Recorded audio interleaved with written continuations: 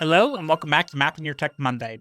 This week, we're talking about something that can save students and parents a lot of frustration later: setting up that new school laptop or tablet the right way.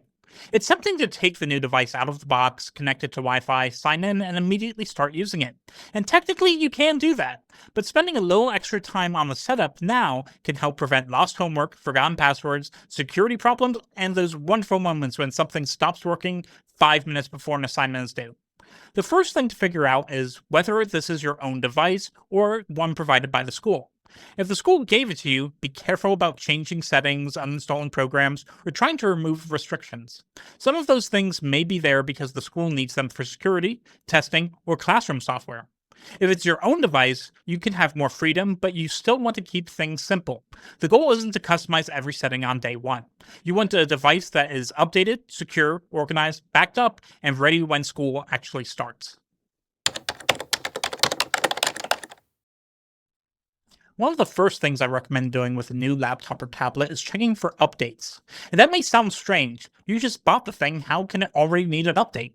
Because that laptop may have been manufactured months ago, shipped across the country, sat in a warehouse, and then spent more time sitting on a store shelf, the software installed may already be several versions behind. So before loading it up with school apps, games, and everything else, check for the system updates and let the device install them. And when it asks you to restart, actually restart it. Don't just keep hitting remind me later for the next 6 months. After it restarts, check for the updates again. Sometimes one update has to be installed before the next one becomes available. You should also check for the updates to important apps and your web browser. One other tip: keep your device plugged into power while it's doing a major update. You really don't want the battery dying halfway through. And if the screen seems stuck during an update, don't immediately force the computer off. Some updates can sit on the same percentage for quite a while and still be working normally in the background. There are also a few things that people often forget because they don't look and act like normal files. One of the biggest examples is two-factor verification. You may have an app on your phone that creates temporary security codes when you log into your email, bank, social media account, or another important service. If that security app is still tied to your only old phone when you erase it, you could make it much harder to get back into your own accounts. Before wiping the old device, make sure that those security codes have been transferred to your new phone or that you have another way to sign in. The same idea applies to password managers, banking apps, digital wallets, and anything else that you depend on regularly. And if your old phone receives text messages used for login codes, make sure that your phone service is working correctly on the new device first. This is one of those steps people often discover only after their old phone has already been erased. So, before resetting anything, ask yourself one simple question: is there anything on this device that I still need in order to get into something else? Once the device itself is updated and secure, the next step is making sure the school accounts actually work. That means more than just signing into the laptop. Open the school email, Google Classroom, Microsoft Teams, Canvas, or whatever system the school uses, and make sure the student can actually get into each one. This is something that you want to test before the first big assignment is due. Sometimes the school email uses a different username than you expect. Sometimes a password has to be changed the first time you log in. And sometimes two-factor authentication needs to be set up with a phone or another device. Those are all easy problems to deal with when you have time. They're much more frustrating at 10:30 at night when the homework is due at midnight. I also recommend bookmarking the important school websites in your browser so the student doesn't have to search for them every time. And save the school's technology support information somewhere outside the laptop itself. If the student gets locked out of the device, having that help desk phone number stored on that device isn't going to be very helpful. Next, check for anything physical or service related that may still be attached to the device. If your phone has a removable SIM or SIM card, take it out before you sell, donate, or recycle your phone.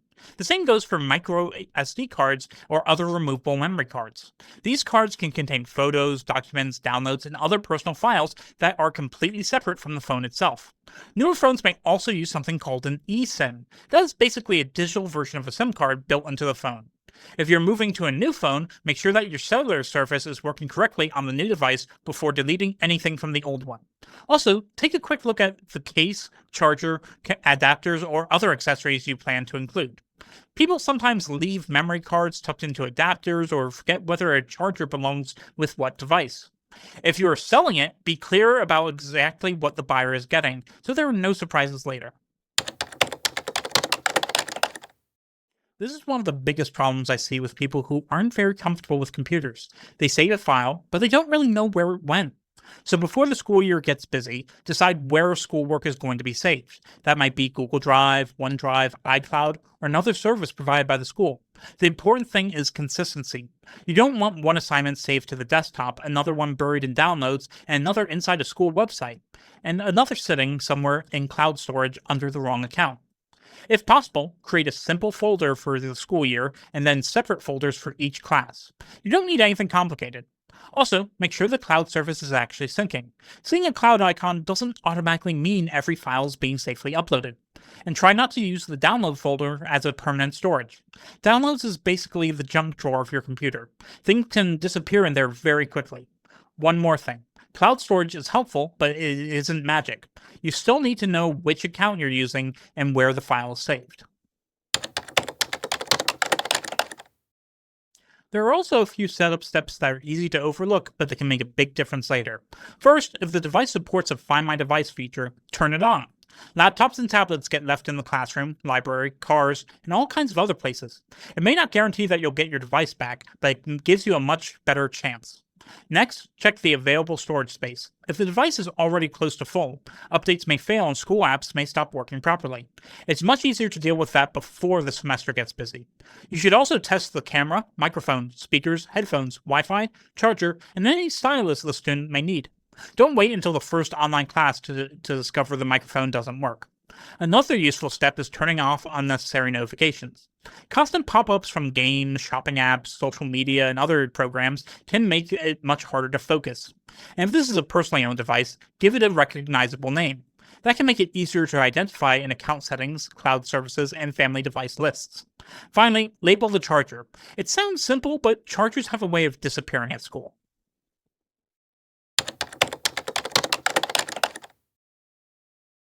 It's better to be cautious with public Wi-Fi, especially if the network doesn't require a password.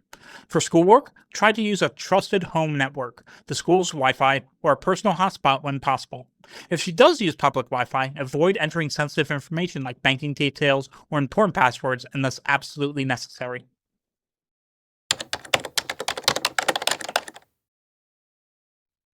For most families, the built-in Windows security is a good starting point, as long as Windows stays updated. You usually don't need to install several different antivirus programs, and doing that can sometimes create their own problems. Safe browsing habits and keeping the computer updated are just as important.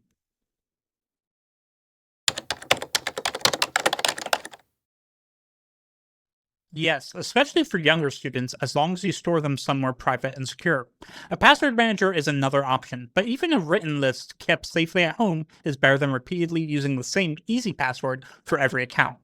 Just don't keep the password written on a sticky note attached to the laptop.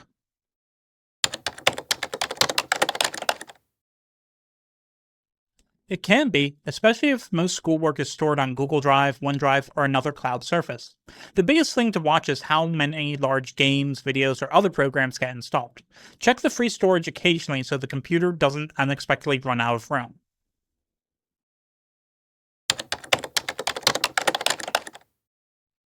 Keep them separate whenever possible. School accounts may have special access to assignments, classroom tools, and school-provided storage that a personal account doesn't have. It also helps prevent homework from accidentally being saved under the wrong account, which is a very common source of confusion.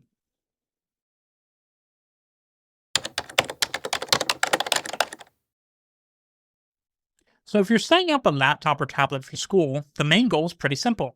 Make sure it's updated, secure, connected to the right school accounts, and saving files somewhere that you can actually find them later. Install only the programs you really need, test the important hardware ahead of time, and make sure that the recovery options are set up before you ever need them. You do not need to understand every technical setting on the device. You just want it to be reliable, organized, and ready to use when the student needs it. If you found this video helpful, make sure to like, comment, and subscribe. And if you have questions about school laptops, tablets, passwords, backups, accounts, or anything else we covered today, leave them in the comments. Your question may help inspire future mapping your tech videos.